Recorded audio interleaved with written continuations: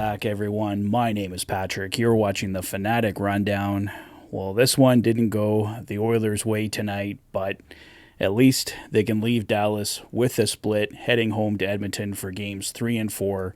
The Dallas Stars taking down the Edmonton Oilers tonight, 3-1 in a game the Stars deserved more than the Oilers tonight, if we're being completely honest. The Edmonton Oilers had an excellent start to this hockey game, save for one play in the first period, out shooting Dallas 16-4 to start this hockey game, but then Dallas out shooting the Oilers 11-8 and 10-5 in the second and the third, where the Stars really took this game over. The Oilers had brief periods of some sustained attack in the Dallas zone, but for the most part, the Stars were just shutting down everything the Oilers attempted. These are two very good teams, and they both got to the Western Conference Final for two very good reasons. The Stars, they were a hell of a shutdown team tonight, and you definitely have to throw your hats off to them. They earned this victory in every way, shape, and form tonight. The Oilers, like I said, came out to a really solid start, and in that span, they really needed to get more offense. They only walk away with one goal after the first period, and with the way the second and the third period went, the way the Stars turned it on, were shutting down the attack. The Oilers were having a hell of a time getting across the blue line. They just couldn't get the puck deep. Shots were being blocked left, right, and center. This was just a game where the Oilers are going to leave very frustrated, but as I said off the top, can be happy at least that they're going home with the split. Let's take a look at the scoring summary for tonight. Jamie Benn on the Stars' very first shot of the game. It was a great shot, though. Beat Stuart Skinner from Wyatt Johnston and Miro Heiskanen, giving the Stars the 1-0 lead. But just 44 seconds later, I believe it was, Connor Brown, with his first of the playoffs from Cody Ceci and Warren Foegele.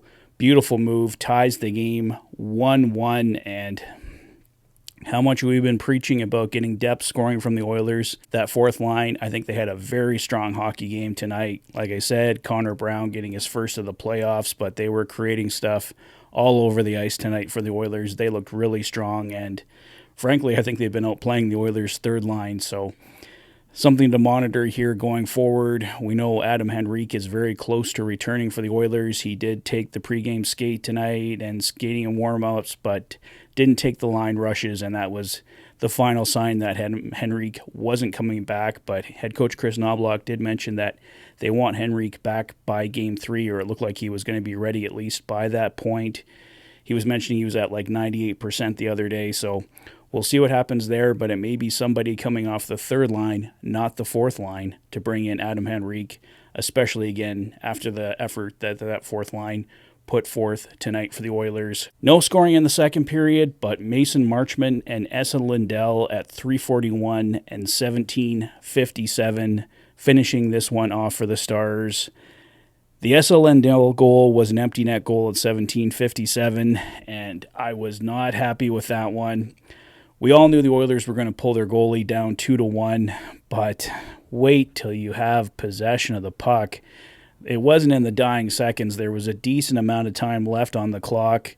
Leon Draisaitl was fighting for the puck, but the Stars had control when Stuart Skinner went to the bench. So, I mean, that play just looked like it was doomed right from the inception of it. So that one was a little frustrating. The Oilers did get a power play shortly thereafter, but it was eventually negated by a penalty to Evander Kane. So obviously nothing coming through with the Oilers there. It was basically, like I said, two straight periods of frustration. The Oilers were generating all kinds of chances. They were by far the better team in the first period, but the second and the third, I think for the large majority of the time anyway, belonged to the Dallas Stars, and they get that 3-1 victory to tie the series tonight. Taking a look at the official game stats, the Oilers do still end up out shooting Dallas 29-25. Oilers actually going better on the faceoff dot as well, just barely 50.9% to Dallas's 49.1%. Oilers going 0 for 2 on the power play, Dallas 0 for 1, so power play's not really coming into tonight's game in any meaningful way. Dallas out hitting the Oilers 31-20. This is the big one here. Dallas with 22 blocked shots tonight, the Oilers with just 9. Like I mentioned, the Dallas Stars were shutting down the Oilers in every single way imaginable. I guess I didn't mention Jake Ottinger in there as well, but he was absolutely solid. And in the second period, too, the Dallas Stars had so many glorious opportunities that the Oilers just managed to skate by. Skinner with some huge saves. Skinner wasn't the problem for tonight for the Oilers. He certainly wasn't the problem that they lost. It was just the Stars shutting down the Oilers' attack, like I said, in every which way. Just could get nothing going in the final 40 minutes. The Oilers with 6 giveaways to Dallas's 5, and the Oilers with 5 takeaways to Dallas's 11. So, yeah, guys, I don't know if I have much more to add other than that. It was a frustrating game to watch as an Oilers fan in the second and the third. I'm sure all of Oil Country would agree. It was an excellent start for this team, and we should be happy with a 1-1 series tie after 2 games. I mean, these are 2 very good teams. This is going to be a hell of a series. My prediction coming in was a 7-game series win for the Oilers, so a 1-1 tie after 2 is following that narrative.